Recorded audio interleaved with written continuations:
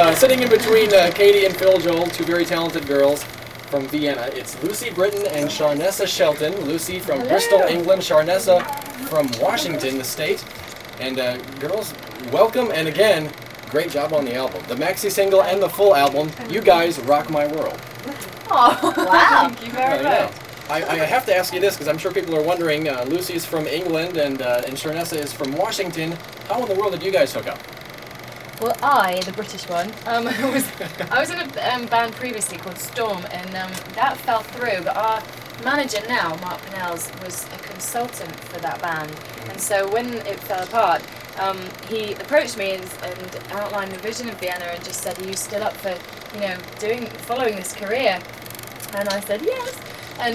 And we prayed about it lots, and the doors just opened. It was such a God thing, because everything shut back home, and every door opened up to move up to Manchester, which I did March '99.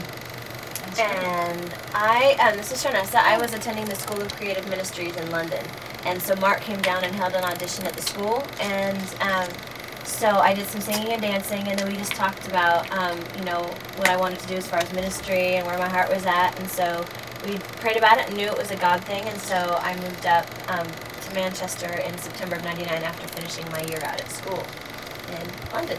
Did either one of you, as a kid, say to yourself, 10 years from now, I'm going to be singing, traveling the world? Either one of you want to do that, or had any idea you'd be doing that, or what did you think was? No, not a clue. No. I thought I was going to be a teacher of little children, actually, for years, and then God kind of put a spanner in all that, which is great. I'm glad He did. This is so fun.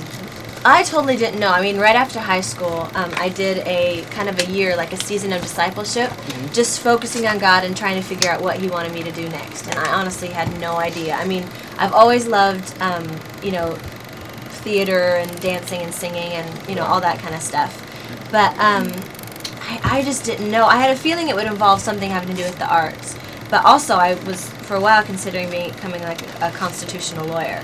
So, so I started looking into, I was going to come actually to the East Coast and do some internship, do an internship with a law firm that, focuses on constitutional type, law stuff. So, but this is what happened. So Look at that. God had a different idea. Now, I know you guys have a big heart for teens and reaching out to teens. Is there much of a difference in teens in America to teens from England? Do they have the same kind of problems or worries, concerns, or is there something a little bit different in each country? There's definitely the same problems going on. Not the same problems, but there's definitely the same, as you said, concerns and likes and dislikes. I wouldn't say that was different. I'd say that the faith and Christianity was different. I mean, I'm stereotyping a bit here, but in Britain, it's actually seen as quite uncool to be a Christian. So to be able to be a strong Christian, you either have to almost hide your faith if you're not willing to go for it, or you really need to make a stand for God. And there is a lot of persecution. I mean, in school you get really teased for it at times.